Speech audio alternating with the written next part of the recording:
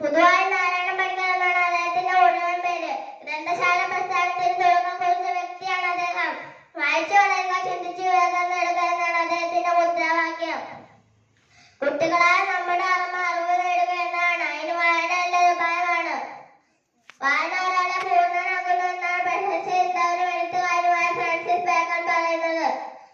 ലോകത്തിന്റെ വെളിച്ചമാണ് പുസ്തകങ്ങൾ. ആ വെളിച്ചം കണ്ടു വേണം നാം വളർന്നു വരാൻ.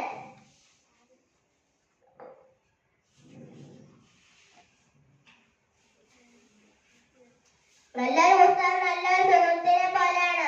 ശരീരത്തിന് ഭക്ഷണം വേണ്ടതുപോലെ മനസ്സിന് വായന അത്യാവശ്യമാണ്.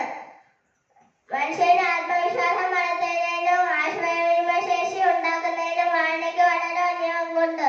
എന്നാൽ ഇന്ന് വായന ഇല്ലാതായിക്കൊണ്ടിരിക്കുന്നു.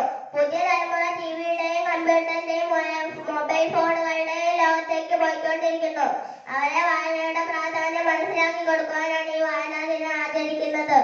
വായിച്ചാലും വളരും, വായിച്ചില്ലേലും വളരും, വായിച്ചാൽ വിളയും, വായിച്ചില്ലേലും വളയുമെന്ന